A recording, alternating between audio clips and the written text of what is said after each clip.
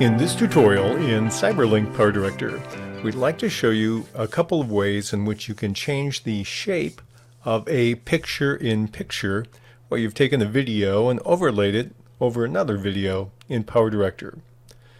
What I have here is a base video. It's my track number 1. It's the Golden Gate Bridge. And let's assume there's another video I want to insert over it. Let's look at how we normally do that and then some ways to change it. Before that, we're going to show you an example of a somewhat finished product.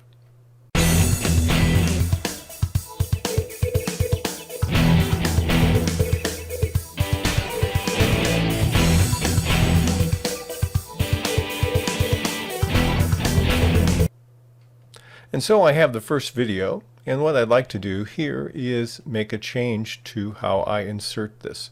I'm going to take a helicopter, drag that and put it on track number 2. It will overlay track 1, and then I'll resize it normally. We just change it from a large rectangle to a slightly smaller rectangle. And what normally would happen is we would just play it this way with a rectangle inside another one, and it would look something like this.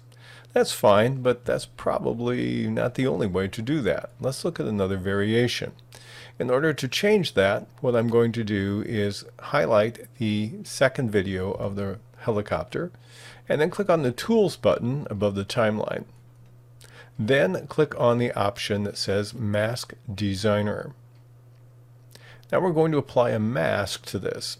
There are several simple ways you can do it. We could, for example, make it a rounded rectangle by clicking on the third option on the left from the top. And then I want to change it from a squarish shape to more of a rectangular shape, filling the area where we have our video.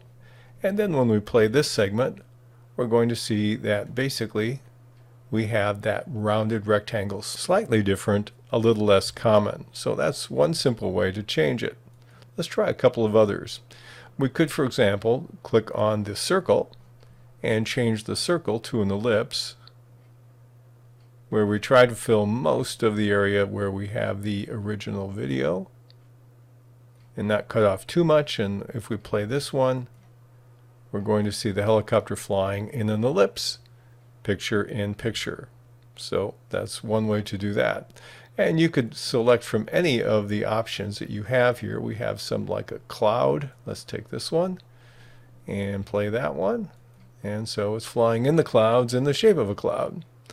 And again, I would probably edit this because we have some square areas here, but those are some of the default ones. Let's look at another option you have.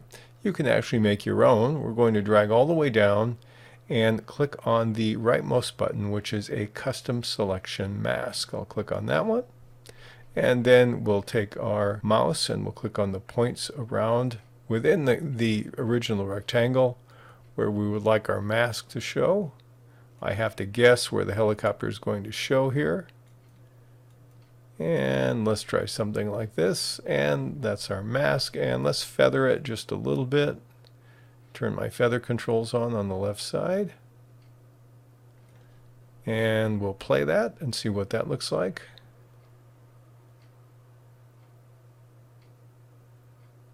All right, I think I want a little less feathering on that.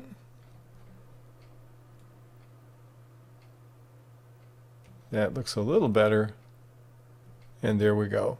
So that's another way you can do that. So if you want a little bit of variation in how you handle your picture-in-picture or video on top of video, these are some of the options that you have when you're using masking on your second video in CyberLink PowerDirector.